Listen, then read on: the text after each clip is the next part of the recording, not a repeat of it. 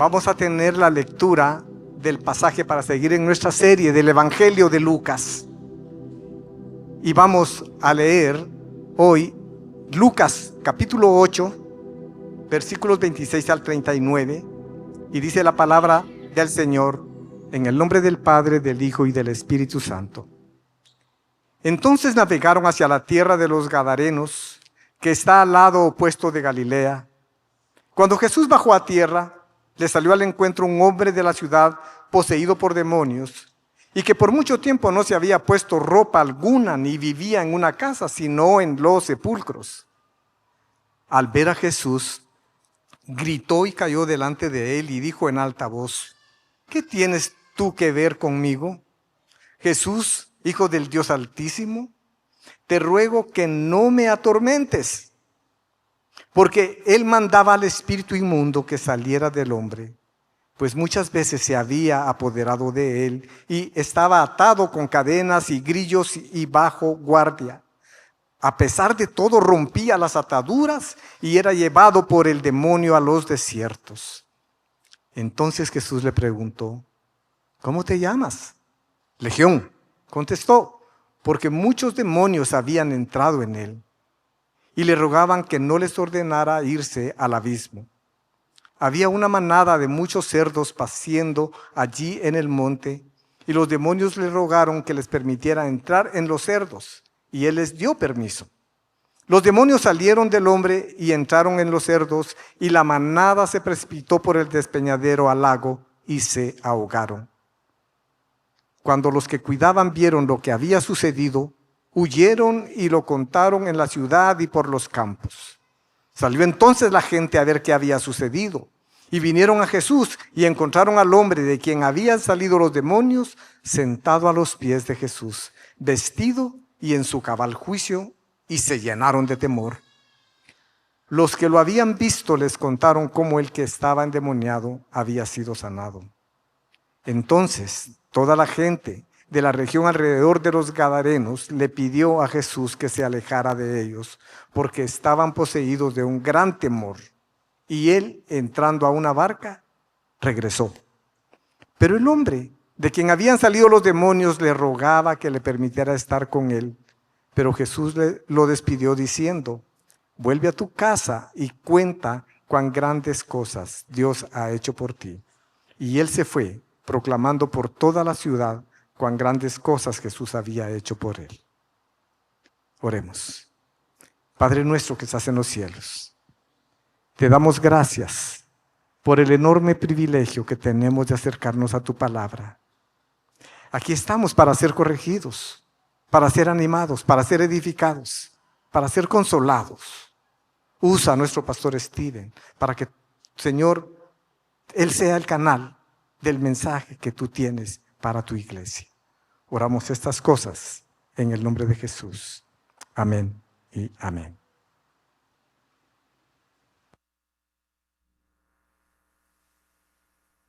Buenos días, iglesia. Qué gozo compartir nuevamente con ustedes.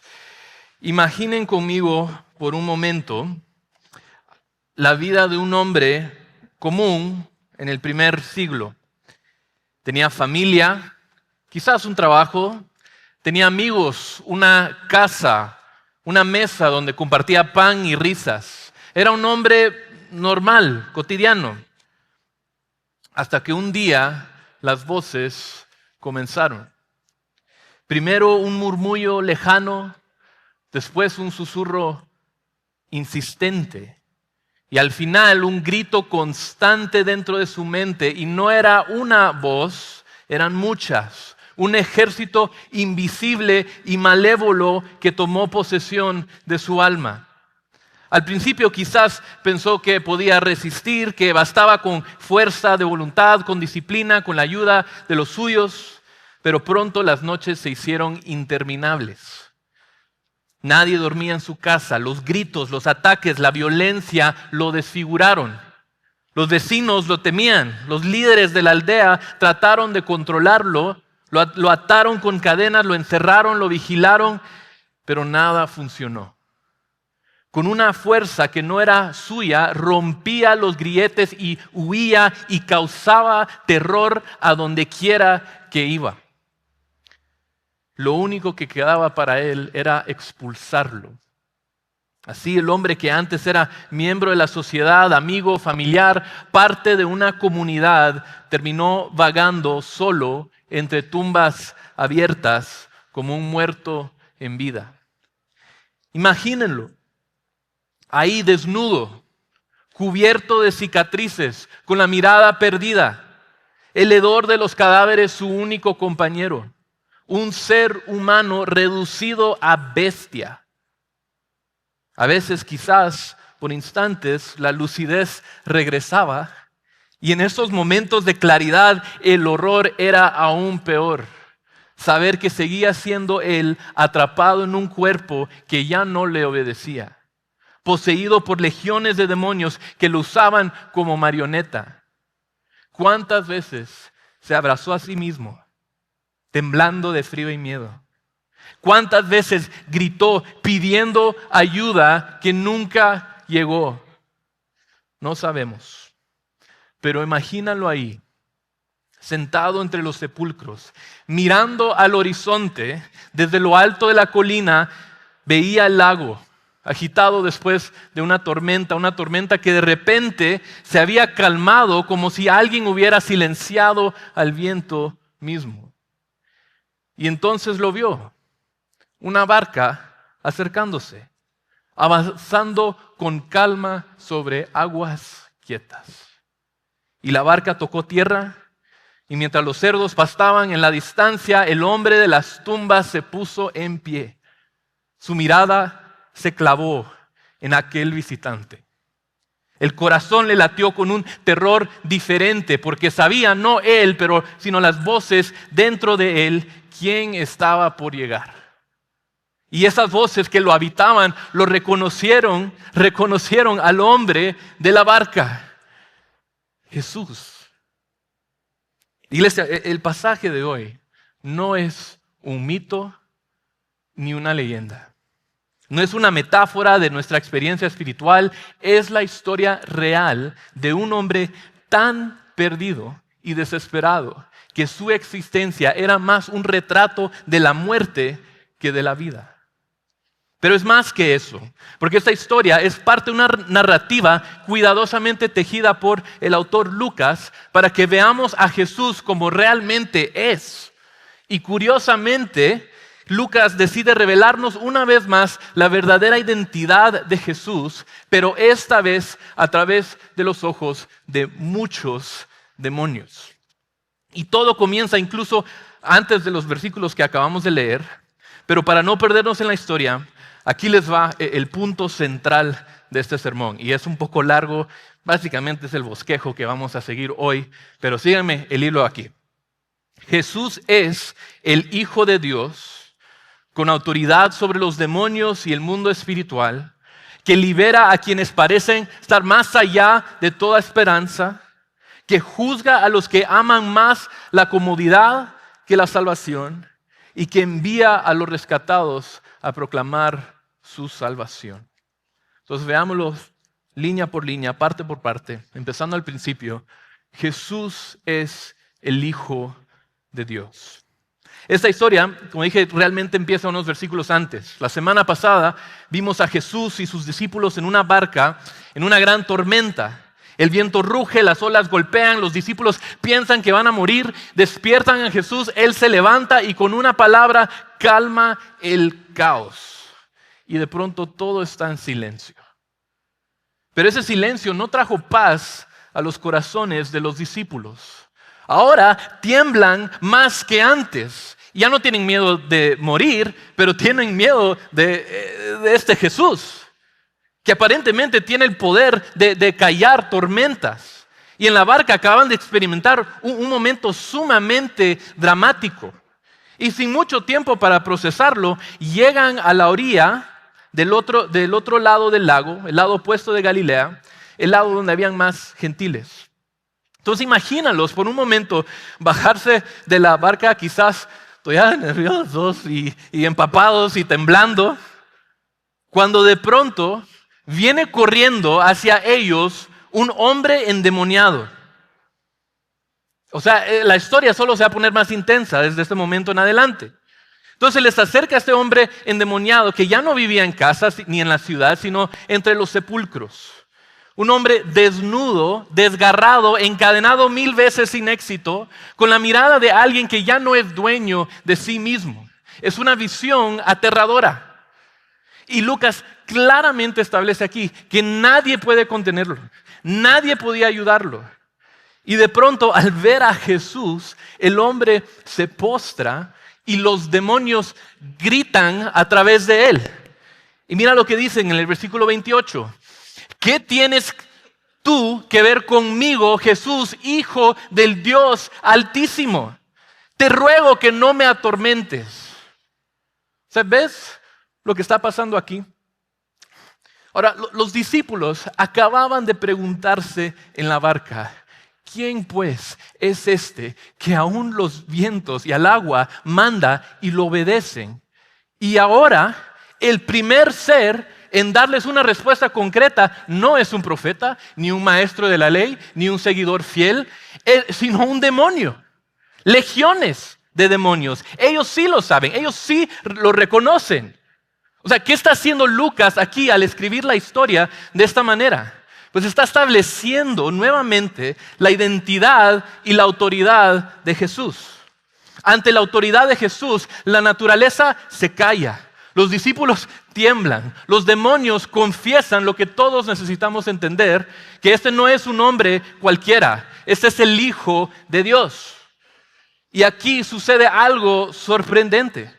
Porque en esta confrontación, o sea, no es una pelea, no es un duelo entre iguales, no hay un combate prolongado entre Jesús y los demonios, no hay tensión sobre quién va a ganar.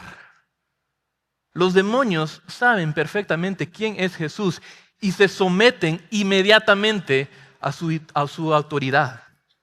Los demonios saben que están superados, que no tienen ningún chance contra él. Y temiendo su juicio, corren hacia él y le suplican misericordia. O sea, no negocian con él desde la fuerza. Nosotros traemos este poder y tenemos el poder para hacer esto y hay miles aquí que no sé qué. No. Se acercan temiendo su juicio y desde el miedo suplican misericordia. Ahora, primero los discípulos tienen miedo, ahora los demonios tienen miedo. Y Jesús, con la misma autoridad con la que calmó el mar unos versículos antes, ahora demuestra que el mundo espiritual también se le somete. Porque Él no es como cualquier otra criatura, Él es el creador, sustentador de la vida, el Hijo de Dios, y hasta los demonios lo saben, y Lucas quiere que lo sepas tú también. Pero esta historia nos abre una pregunta más grande. ¿Qué significa creer en un mundo espiritual donde existen fuerzas reales del mal? ¿Qué nos dice la Biblia acerca de los demonios y cómo se relaciona Jesús a ellos? Pues esto nos lleva a la segunda parte de nuestro bosquejo. Entonces, primero, Jesús es el Hijo de Dios. Segundo, con autoridad sobre los demonios y el mundo espiritual. Si somos honestos, muchos de nosotros escuchamos historias como estas y pensamos, ¿es en serio? ¿Demonios en estos tiempos? O sea, eso suena más como una película de terror que la vida real. Y pues tendemos a pensar que somos demasiados modernos o avanzados o racionales para creer en esas cosas. Pero esa incredulidad es más bien la marca de los tiempos y el lugar en el que vivimos en el mundo. La mayoría de las culturas en toda la historia de la humanidad no han tenido problema en creer en la existencia de males espirituales. De hecho, antropólogos han observado que casi todas las religiones animistas y tribales no se caracterizan por una visión positiva del mundo espiritual, sino por lo contrario, por un temor constante a espíritus hostiles. En lugar de imaginar un Dios supremo, lleno de amor y bondad, muchas culturas describen un mundo lleno de espíritus malévolos que deben ser aplacados para no desatar desgracias en su vida. están más acostumbrados a reconocer la presencia de espíritus malignos que a creer en un Dios bondadoso. O como sucede en el mundo occidental hoy, prefieren no creer en un Dios en absoluto. Demonios hay en todos lados y hacen todo lo posible para que nadie crea en Dios. Recuerdo haber viajado a Indonesia el año pasado, un país que muchos consideran uno de los lugares más encantados del mundo. Y sí, o sea, hay algo fascinante, hasta romántico, de esta idea, de esta manera de ver la vida, de que detrás de cada árbol y cada río y cada piedra tiene su espíritu, así como Avatar. Todos estamos conectados con la naturaleza. Suena hermoso, pero cuando rascas un poco más y profundizas un poco más, te das cuenta de lo que hay debajo de eso, y es que hay un lado oscuro. Porque si cada árbol tiene un espíritu, entonces detrás de cada enfermedad, cada accidente, cada pérdida, también hay un espíritu. Y no es un espíritu que quiere tu bien, sino uno que quiere castigarte.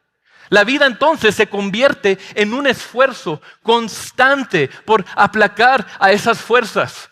Un sacrificio aquí, una ofrenda allá, un miedo que nunca se va. O sea, lo que suena quizás mágico para ellos es una carga insoportable, una vida marcada por el terror a lo invisible, y ese terror es real. Es la realidad de millones de personas, no solo en Indonesia, sino alrededor del mundo. Ahora nosotros, en cambio, tal vez solemos reírnos del tema. Cuando pensamos en el diablo, lo imaginamos como una caricatura, ¿verdad? Un ser rojo con cuernos y un tridente, que es el hijo del diablo que le hace bromas. Ese es el de Eugenio Derbez, ¿verdad?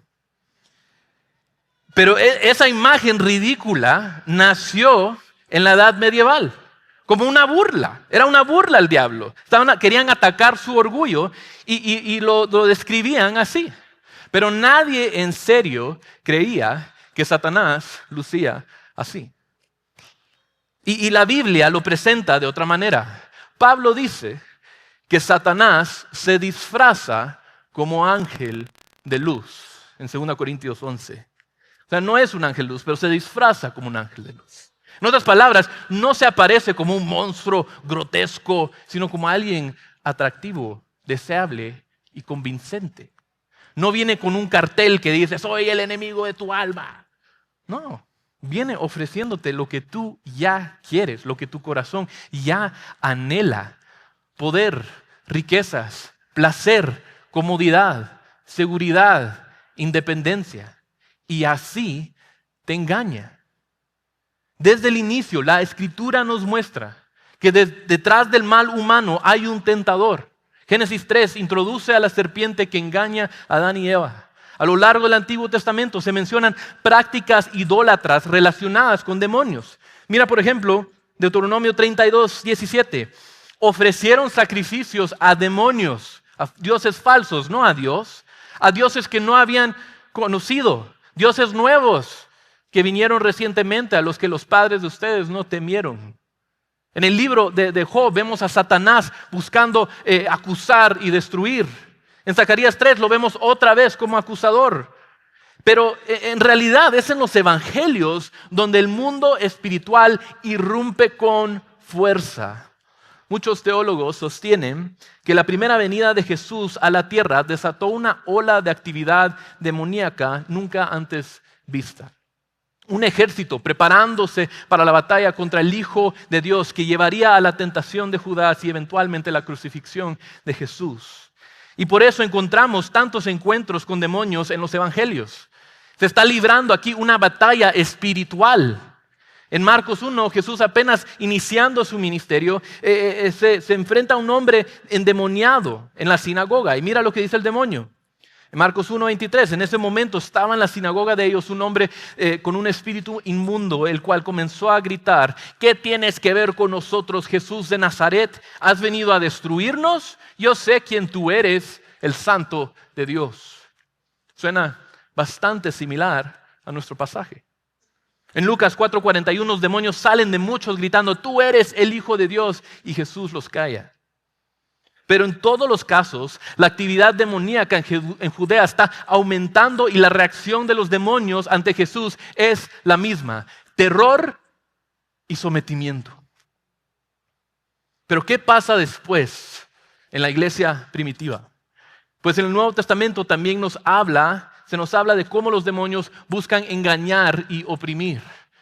1 Timoteo 4:1 dice: el Espíritu dice claramente que en los últimos tiempos algunos se apartarán de la fe, prestando atención a espíritus engañadores y a doctrinas de demonios.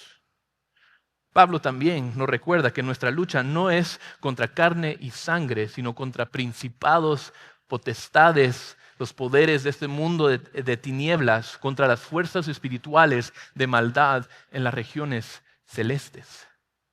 Pedro describe al diablo como un león rugiente buscando a quien devorar. Y si te sientes un poco nervioso, también recuerda que en cada uno de estos encuentros, lo que la Biblia resalta no es el poder de los demonios, sino la autoridad de Jesús. Él no discute con demonios. Él no necesita fórmulas mágicas ni rituales elaborados, no necesita hacer un plan, no necesita quitarse los guantes para entrar a la pelea, aumentar su ki o qué sé yo. Él con una palabra expulsa, con una orden restaura. O sea, Mateo 12:28, Jesús dice: pero si yo expulso los demonios por el Espíritu de Dios, entonces el reino de Dios ha llegado a ustedes. En otras palabras, lo que Jesús está diciendo aquí es que la expulsión de demonios no era solo un acto de compasión por el atormentado. O sea, era una declaración cósmica. El reino de Dios ha irrumpido y las tinieblas no pueden resistirlo. Y eso nos trae de nuevo a Lucas 8. Porque este encuentro no es con un demonio aislado, ni con dos. Aquí Jesús enfrenta una legión. Este es un término romano que se refiere a unos 6,000 soldados. Y no sabemos si el número es literal o simbólico. Pero el punto aquí es claro. Este hombre poseído estaba bajo una opresión espiritual masiva. La Biblia no nos pinta un cuadro ingenuo del mundo espiritual. Sí existe un diablo, sí existen demonios y no son caricaturas, son enemigos reales. Pero la Biblia tampoco nos deja en suspenso. Desde el principio hasta el fin, el mensaje es que Jesús tiene toda autoridad sobre ellos. En esta historia no hay negociación, no hay incertidumbre. Donde quiera que Jesús aparece, las tinieblas tiemblan. Y en este caso particular, cuando los discípulos preguntaron: ¿quién pues es este que a los vientos y al agua manda y lo obedecen? La respuesta inmediata la dieron irónicamente sus enemigos espirituales: es Jesús, el Hijo del Dios Altísimo. Y ese Jesús tiene toda autoridad sobre el diablo, los demonios y el mundo espiritual. Sigamos con nuestro bosquejo. Entonces, primera línea: Jesús es el Hijo de Dios con autoridad sobre los demonios y el mundo espiritual, que libera a quienes parecen más allá de toda esperanza. Ahora, ¿qué hace Jesús entonces con los demonios? Pues miremos otra vez lo que ellos piden en el versículo 31. Dice así: y le rogaban que no les ordenara irse al abismo. Había una manada de muchos cerdos paciendo ahí en el monte y los demonios le rogaron que les permitiera entrar en los cerdos. Y él les dio permiso. Los demonios salieron del hombre y entraron en los cerdos y la manada se precipitó por el despeñadero al lago y se ahogaron. Ok, no puedo afirmar esto con total certeza, pero estoy casi seguro que esta tuvo que ser la conversación más rara que los discípulos habían presenciado hasta este momento. Porque, o sea, Jesús está hablando con demonios, ellos le están pidiendo: pero podemos ir con los cerdos, por favor. O sea, imagínense lo que los discípulos están pensando en este momento. O sea, ¿qué está pasando aquí? Bueno, tomémoslo parte por parte. Primero, reconozcamos que estos demonios tienen miedo, algo que probablemente los discípulos nunca habían visto. Recuerden, este hombre endemoniado había causado tanto terror que nadie lo podía controlar. Pero llega este Jesús y ahora el hombre está como que, no, por favor, Jesús, no me mandes para allá. Esto es algo nuevo para ellos. Tienen miedo. En concreto, temen que Jesús los envíe al abismo. Ahora, el abismo es un lugar de confinamiento, un destino de derrota para los poderes del mal. En Apocalipsis 20 se describe como el sitio donde Satanás será encadenado. No es simplemente un hoyo físico, sino una dimensión de juicio, un anticipo del castigo eterno. Los demonios saben que su tiempo es limitado. Reconocen que Jesús tiene autoridad para enviarlos ahí y por eso suplican. Su miedo no es a desaparecer, sino a ser arrojados al lugar de su condenación. Así que le piden a Jesús que en lugar de eso, los mande a una manada de cerdos. Y Jesús responde, está bien, vayan. Y en cuanto lo hacen, los animales se vuelven locos y corren y se tiran y se precipitan y se mueren en el lago. Interesantemente, la Biblia usa en varios lugares la imagen de aguas para describir el abismo, por lo cual muchos creen que los demonios igual terminan sufriendo el destino que intentaban evitar. Es posible. Ahora, quizás algunos de ustedes se están preguntando, ¿pero por qué? O sea, ¿con qué propósito matar a estos, algunos, según el Evangelio de Marcos, eran 2,000 cerdos? ¿Por qué permitir esto? Pues al menos dos cosas suceden aquí. Primero, al hacer esto, Jesús hace visible lo invisible. Nadie podía ver a los demonios salir del hombre, pero todos vieron la manada de cerdos en estampida, entendieron que algo real y tremendo había sucedido ahí. Segundo, es un símbolo del destino de los demonios, destrucción. Al precipitarse en las aguas, queda claro que su futuro no es victoria ni dominio, sino ruina. Pero lo más importante, lo más glorioso aquí, no es lo que pasó con los cerdos, sino lo que pasó con el hombre. Piensa en el contraste aquí por un minuto. Minutos antes estaba desnudo, viviendo entre sepulcros, sin control de sí mismo. Era un retrato viviente de la muerte. Un hombre respirando, pero sin vida. Encadenado, aislado, temido, sin esperanza. Y ahora Lucas nos pinta una nueva escena. El hombre está sentado, limpio, vestido, en su sano juicio, en paz, a los pies de Jesús. Es casi como si Lucas nos dijera, este es el Evangelio. Aquí está. El que vivía como muerto ha recibido vida. El que estaba desnudo ahora está vestido. El que gritaba de noche y de día ahora descansa en paz. El que nadie más podía ayudar ha sido restaurado por Dios. No es eso lo que Jesús hace por nosotros. Tal vez no hemos vivido entre tumbas, pero el pecado nos ha deshumanizado. Tal vez no hemos sido poseídos por legiones, pero sí hemos estado esclavizados a nuestras pasiones, a nuestros miedos, a nuestro orgullo. Efesios 2 lo dice de manera tan clara como si Pablo estuviera describiendo la vida de este hombre. Y lo voy a leer porque vale la pena. Esta es la noticia que define tu vida.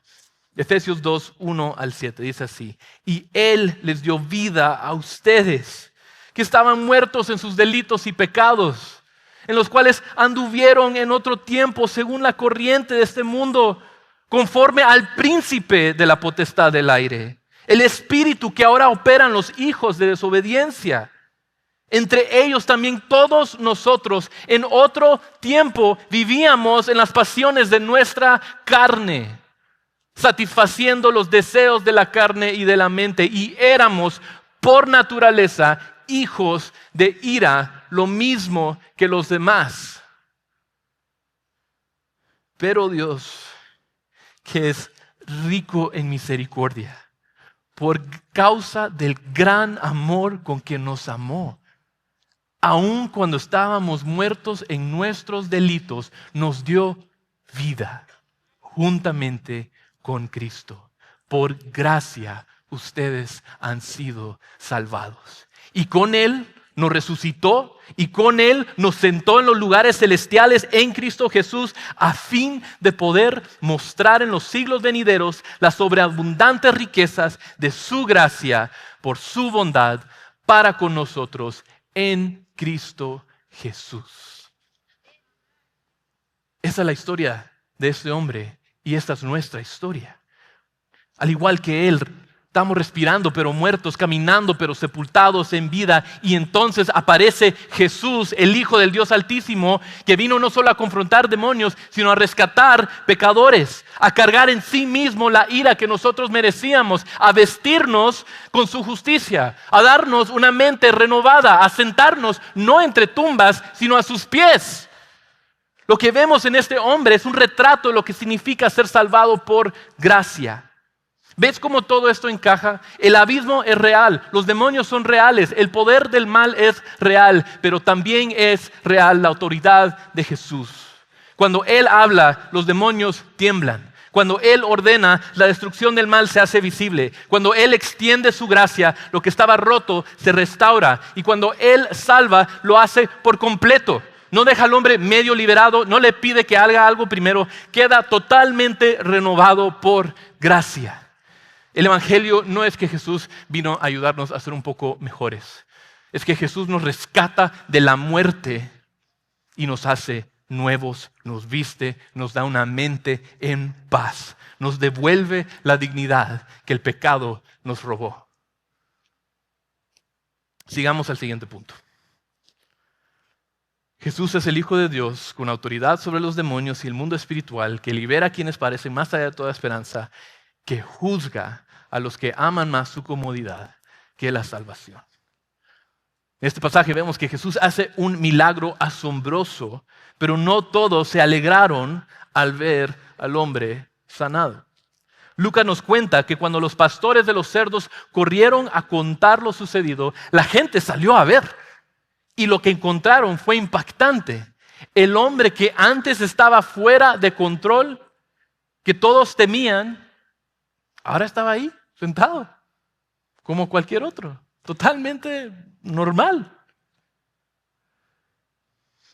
El testimonio estaba frente a sus ojos. Y sin embargo, en lugar de celebrar, ¿qué hacen? ¿Se llenan de miedo? No de un temor reverente, no de un santo temblor ante la majestad de Dios. Fue un miedo que los llevó a rechazar a Jesús. Y le suplicaron que se fuera. ¿Por qué? Simple y sencillamente, porque la presencia de Jesús siempre es disruptiva a tu vida. Su presencia demanda una respuesta. Jesús demanda que respondas a su llamado. O lo vas a seguir o lo vas a rechazar. Esta es la realidad. Y en este caso, para estos testigos, lo que vemos es que perder una manada de cerdos, nuevamente como 2,000 cerdos en la manada, esa pérdida económica duele más que celebrar la salvación de un hombre. Ellos no le habían pedido a Jesús que viniera a su pueblo, a su lado del lago. Ellos no querían seguir al Hijo de Dios. Ya se habían conformado con sus vidas así como estaban. Y me pregunto cuántos de nosotros estamos en esa misma situación. Esta es la realidad. Jesús siempre va a incomodar tu vida. Él no te está invitando a una vida cómoda. Porque cuando la luz brilla, revela la oscuridad. Y no todos quieren que la luz revele lo que está en sus tinieblas. Esa sigue siendo la tentación de hoy. Me gusta Jesús, pero que esté lejos. Porque su poder transforma demasiado.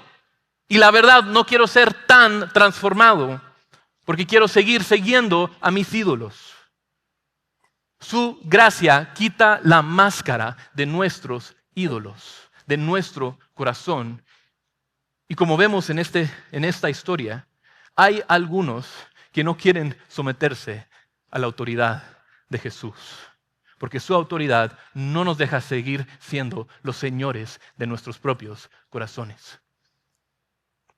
Y al final la pregunta no es si Jesús tiene poder. Eso nadie lo duda. Todos Tienen miedo, o sea, temen su poder.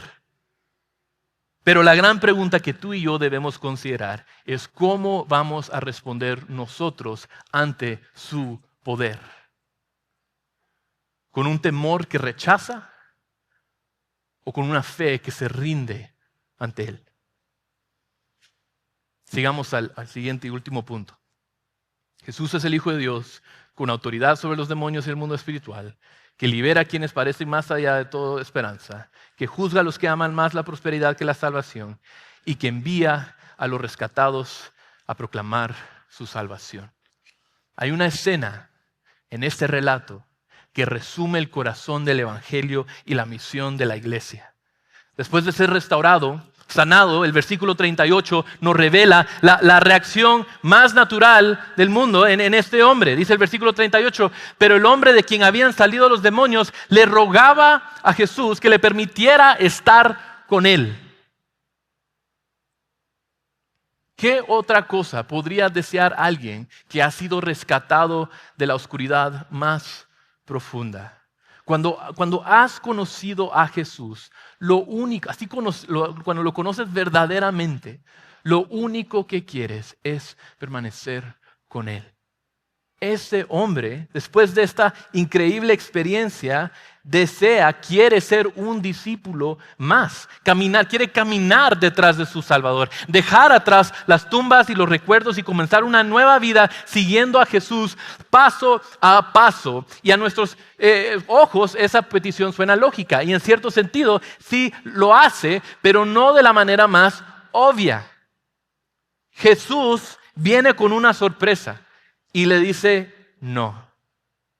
Versículo 39, Jesús le dice, vuelve a tu casa y cuenta cuán grandes cosas Dios ha hecho para ti. O sea, en lugar de incorporar a este hombre al grupo de discípulos que ya tenía, Jesús lo envía como misionero a su propia tierra. En lugar de dejarlo huir de su pasado, lo manda de vuelta, precisamente al lugar donde ya todos lo conocían como el endemoniado. Y aquí está la lección para nosotros. Jesús no salva a nadie para que viva una vida escondida, una fe escondida. Eso es lo que vimos hace un par de semanas. No nos rescata para que nos quedemos sentados en silencio, disfrutando en privado nuestra libertad. No nos salva para enviarnos. El Evangelio no se recibe con labios cerrados. La gracia que transforma la vida se convierte en un testimonio que otros deben escuchar, especialmente aquellos que te conocían antes de conocer a Jesús. Y hay un detalle aquí que Lucas quiere subrayar. Jesús le dice, versículo 39, vuelve a tu casa y cuenta cuán grandes cosas Dios ha hecho por ti. Pero enseguida leemos, y él se fue, proclamando por toda la ciudad cuán grandes cosas Jesús había hecho por él. O sea, ¿lo ves? Está ahí. Lucas nos está gritando desde el texto mismo. Lo que Dios hace, lo hace Jesús. La obra de Dios es la obra de Cristo. Este hombre entendió, sin necesidad de un seminario ni de un tratado de teología, que Jesús es Dios. El primer sermón que predicó en su ciudad tenía un solo tema, lo que Jesús había hecho. Ese es el corazón de nuestra misión, proclamar no lo que nosotros podemos lograr, sino lo que Cristo ha hecho. Testificar no de nuestra grandeza, sino de la suya. No tenemos que adornar el mensaje con técnicas sofisticadas ni argumentos elaborados. Lo que el mundo necesita escuchar es sencillo. Yo era esclavo y Jesús me liberó. Yo estaba perdido y Jesús me encontró. Yo estaba muerto y Jesús me dio vida. Este hombre se convierte en el primer misionero gentil. O sea, no fue enviado a una tierra lejana, sino a su propia gente. Y ahí está la otra lección. O sea, la misión comienza en casa. El llamado de Jesús no es siempre a cruzar océanos, pero sí siempre a abrir la boca. La primera misión de un cristiano no es huir de su historia, de su pasado, sino regresar a ella con un nuevo mensaje. Cristo me ha salvado. Hermanos, este pasaje nos recuerda que la salvación nunca es el punto final. Es el inicio de una misión. Somos cartas abiertas de la gracia de Dios que proclaman su gloria. Y aquí volvemos a la pregunta clave del capítulo. ¿Quién es este Jesús? Pues los discípulos se la hicieron en medio de una tormenta. El pueblo se la hizo al ver la transformación de este endemoniado. Y la respuesta la dio un hombre recién liberado. Es Jesús, el Hijo de Dios. Y esta sigue siendo nuestra proclamación hoy.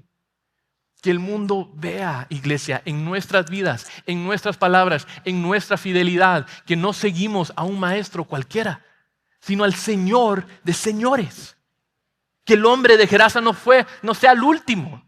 Que cada uno de nosotros, si hemos sido salvados, podamos compartir su misión. No nos callemos, que se oiga en nuestras casas, en nuestras oficinas, en nuestras familias, en nuestras calles. Mira lo que Jesús ha hecho conmigo. Esta es la respuesta natural a la salvación. Y cuando lo hacemos, levantamos bien alto el nombre que los demonios temen. Hermano, hermana, quizás hoy te sientes perdido, vacío por dentro, sin esperanza alguna. Tal vez tu vida se parece más a un cementerio que a una casa. Pero escucha bien, donde quiera que Jesús aparece, las tinieblas tiemblan. No importa qué cadenas te aten, no importa qué voces te acusen, qué heridas sangren todavía, el Hijo de Dios no retrocede ante tu oscuridad. Lo atraviesa con su luz. Él venció el pecado, derrotó a los demonios y resucitó de entre los muertos para darte vida verdadera. No hay pozo tan profundo de que Él no pueda sacarte, ni noche tan densa de que Él no pueda iluminar. Hoy mismo, ahorita mismo, si confías en Jesús, no solo encontrarás alivio, te encontrarás al Rey victorioso que hace nuevas todas las cosas. Así que levanta tu mirada hacia Él. Cristo está aquí y cuando Él llega, hasta la misma muerte se convierte en vida. Amén. Oremos. Señor Jesús, Hijo del Dios Altísimo, reconocemos que aún los demonios tiemblan ante ti y que ninguna fuerza del mal puede resistir tu poder. Así como libraste al hombre endemoniado, Señor, ven y libéranos de nuestras cadenas. Transforma nuestra mente, transforma nuestra muerte